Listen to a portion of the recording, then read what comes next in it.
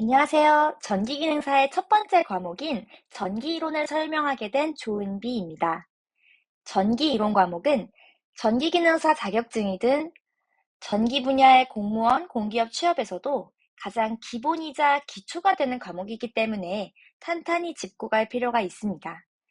앞으로 전기이론 과목은 17강 정도로 구성될 예정이고, 오늘은 그 중에서도 첫 번째, 전기의 본질과 정전기에 대해서 배워보도록 하겠습니다. 교재 2에서 3페이지를 먼저 펴주시기 바랍니다. 물질의 구성. 모든 물질은 물질을 구성하는 최소 단위이자 기본 입자인 원자로 구성되어 있습니다. 이러한 원자는 하나의 원자 핵과 그 주위를 둘러싸고 있는 전자로 또 이루어져 있죠. 원자 핵과 전자로 이루어져 있습니다. 이 원자 핵은 전하를 띠지 않는 중성자와 양의 성질을 가지고 있는 양성자로 이루어져 있습니다. 이를 간단한 그림으로 살펴보면 이와 같습니다. 그래서 양성자와 중성자가 서로 붙어 있는 것이 지금 원자 핵이고, 그 원자 핵 주변을 전자가 둘러싸여서 궤도를 돌고 있는 것을 그림으로 살펴볼 수 있습니다. 양성자와 전자는 전하량이 보시다시피 크기는 같지만 부호가 서로 반대인 것을 볼 수 있습니다. 즉, 양성자와 전자의 수가 같으면 원자의 전기적 성질은 중성이 되겠죠. 질량을 한번 볼까요? 질량에서 양성자와 중성자의 질량은 서로 거의 유사하다라는 것을 알 수 있습니다. 그와 반면에 전자는 양성자 또는 중성자에 비해서는 한참 못 미치는 정도라는 것을 볼 수 있죠. 왜냐하면 여기 전자의 경우에는 마이너스 31제곱이지만 양성자 또는 중성자는 마이너스 27제곱이기 때문에 앞에 숫자와는 상관없이 어쨌든 뒤에 있는 제곱의 수가 더 작은 전자가 질량이 훨씬 작다는 것을 알 수 있습니다. 즉, 양성자와 중성자의 질량은 거의 서로 비슷하고 전자의 질량은 이에 비해서 약 1840배로 매우 작다라고 정리하겠습니다. 양성자는 양의 전기를, 또 전자는 음의 전기를 띠고 있으며 두 전하량 크기 자체만 봤을 때는 같습니다. 어떤 내부에 양성자와 전자의 수가 같을 때 평상시에 안정적인 상태의 경우에서는 전기적으로 중성인 경우가 되겠습니다. 자, 전기는 어떻게 발생하게 되는 것일까요? 전기의 발생 원리를 이해하려면 원자가 어떤 구성으로 이루어져 있는지 다시 한번 살펴볼 필요가 있습니다.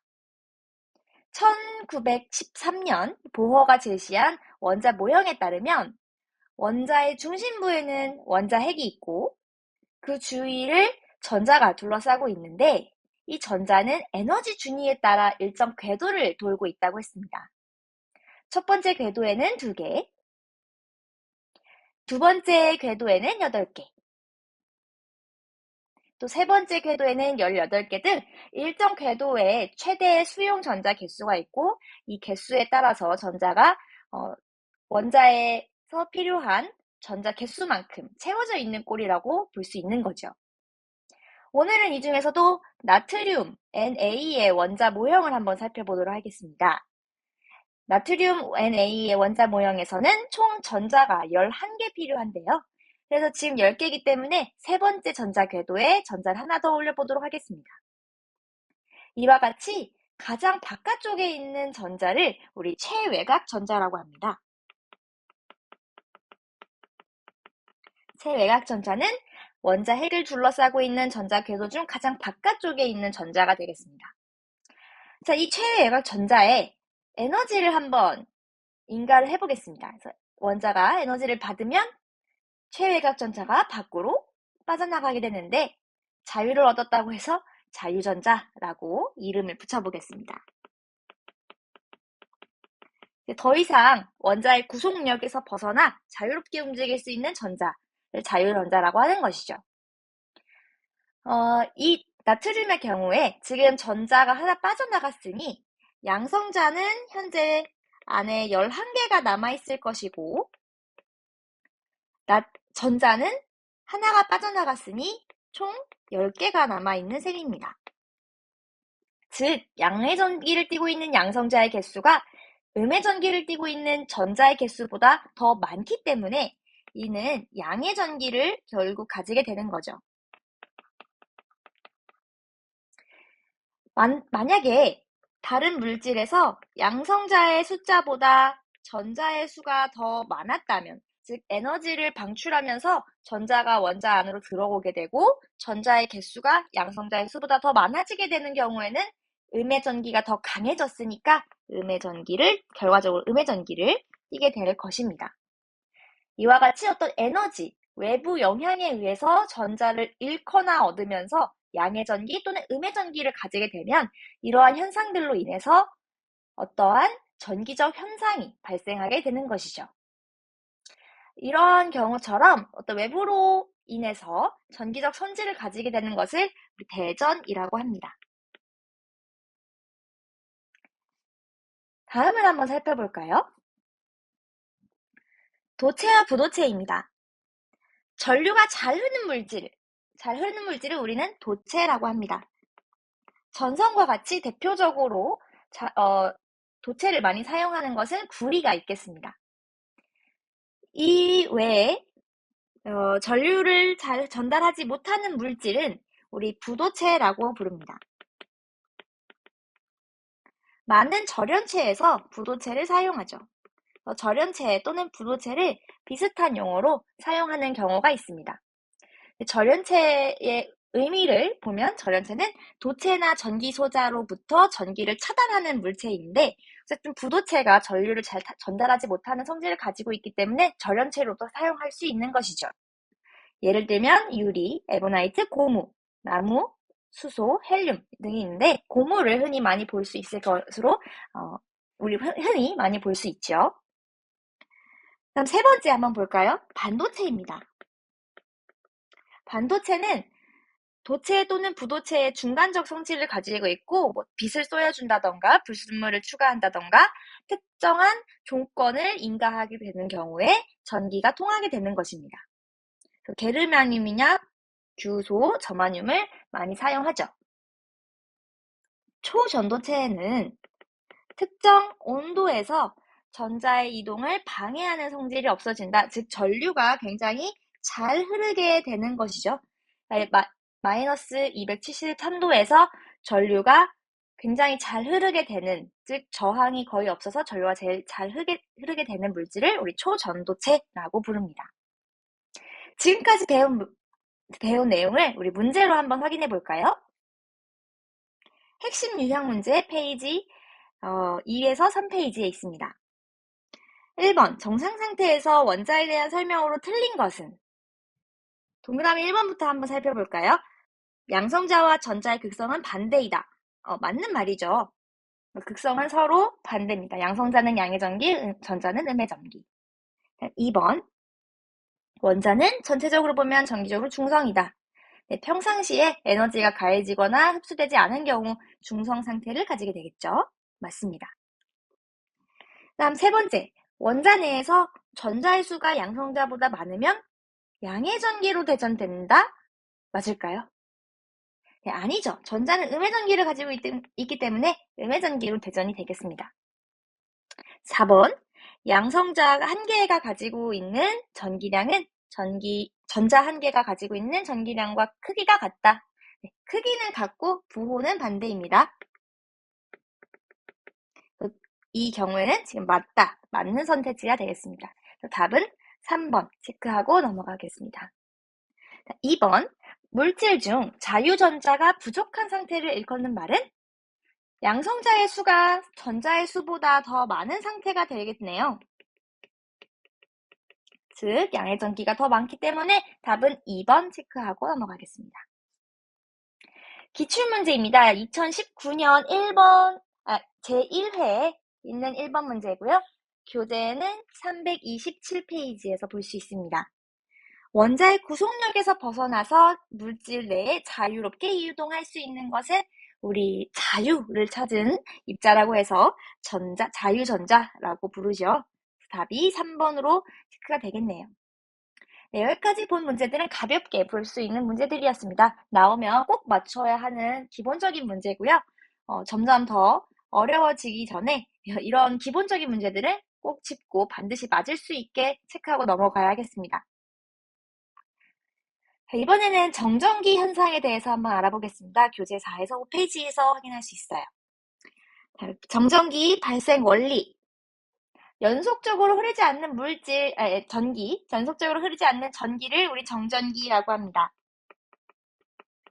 반면에 연속적으로 흐르는 전기는 그러니까 움직일 동을 사용해서 동전기라고 하죠.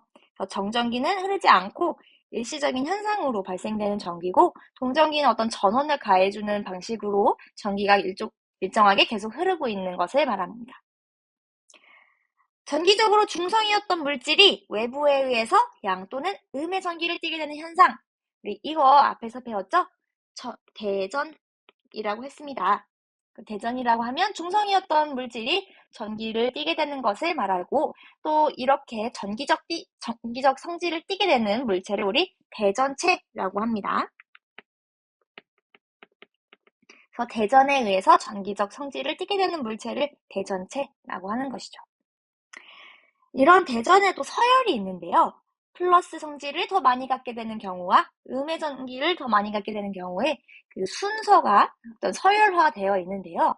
예를 들어서 어떤 상아와 솜을 서로 문지르는 경우, 마찰을 많이 시켜주는 경우, 상아는 비교적 더 많은 양전기를 띠게 되는 경우고, 솜의 경우는 음의 전기를 더 많이 갖게 되는 거죠.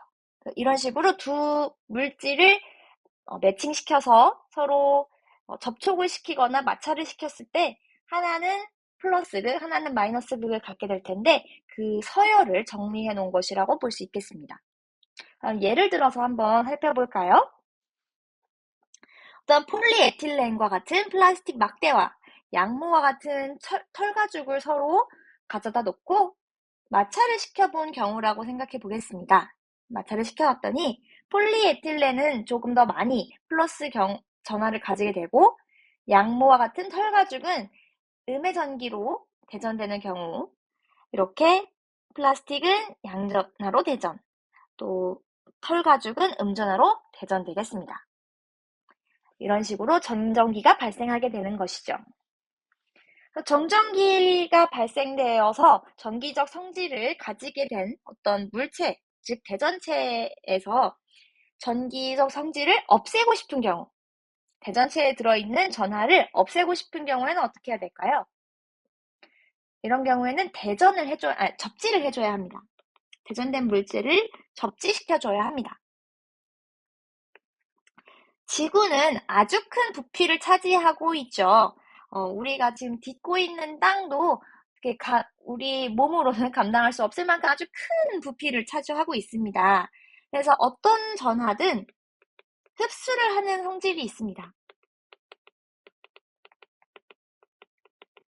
그렇기 때문에 우리 땅의 전기를 흘리는 경우 이 전하들이 모두 다 흘러가기 때문에 흡수가 되기 때문에 0이 된다고 우리 얘기를 합니다. 그래서 땅의 전위는 0이라고 하고, 우리 그것을 ground라고 해서 GND라고 사용합니다. 그래서 대전체에 들어있는 전하를 없애기 위해서 우리는 접지를 시켜주는 것이고, 이것은 땅과 대전체를 연결시켜주는 것이다 라고 생각하면 되겠습니다. 전기적으로 중성인 도체에 대전체를 가까이 대었더니 중성이었던 물체가 한쪽은 플러스극, 한쪽은 마이너스극으로 전기가 유도되는 현상이 발생되는데요. 우리 이런 현상을 정전유도라고 이야기합니다. 이해가 안 가는 학생들을 위해서 우리 한번 그림을 살펴보도록 하겠습니다. 어떤 유리병 안에 얇은 금속판을 두고 위쪽에도 금속판을 한번 가져다 두겠습니다.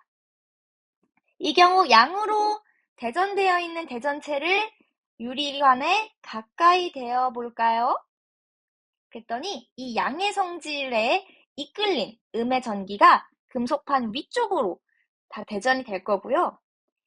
음의 전기가 위에다 대전되었으니, 즉 전자가 위쪽으로 이동을 하였으니 밑에 있는 금속판은 상대적으로 전자를 잃은 셈이나 마찬가지가 되겠습니다. 즉 밑에 있는 금속판은 양의 전기가 더 많이 몰리게 되겠죠. 그래서 양의 전기가 몰리면서 이 금속판이 떨어져 있다가 서로 이렇게 벌어지게 되는 것을 볼 수 있는데요. 우리 이러한 현상에서 정전 유도를 알 수 있는 것이죠.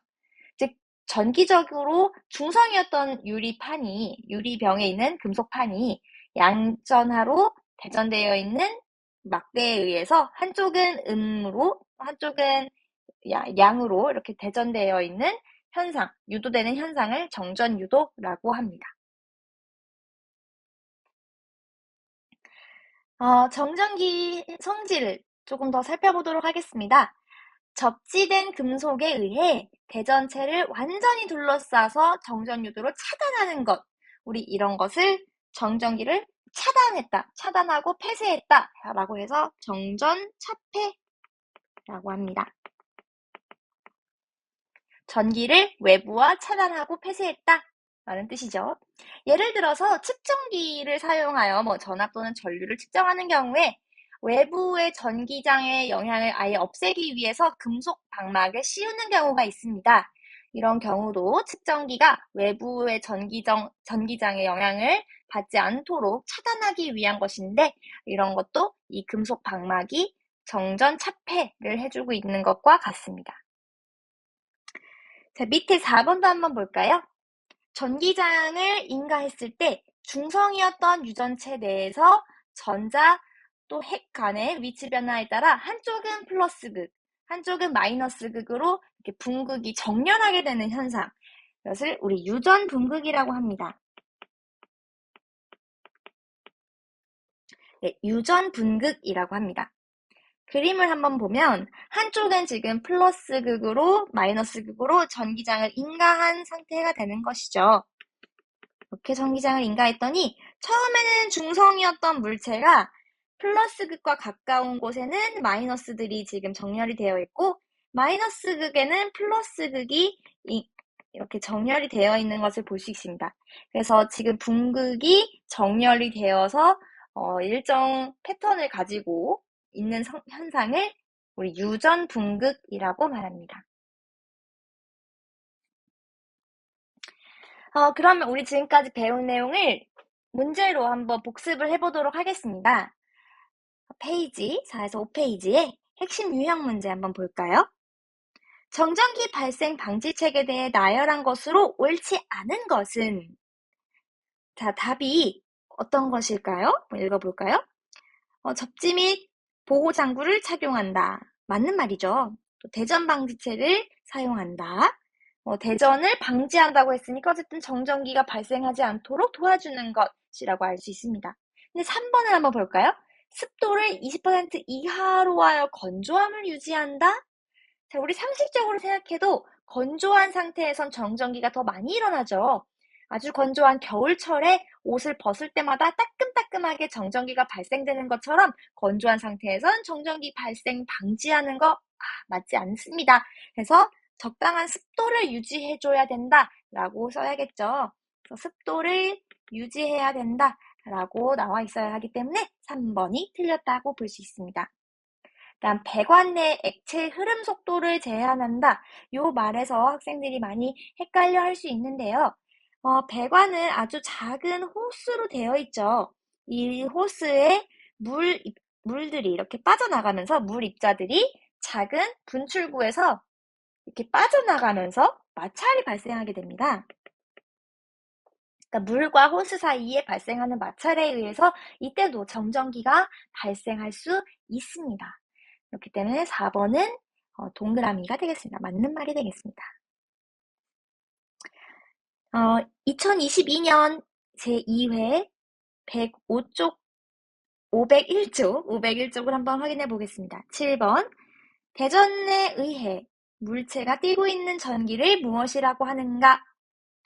대전에 의해 전기적 성질을 띠고 있는 물체를 우리 대전체라고 했었죠. 그래서 답은 3번이라고 할 수 있겠습니다.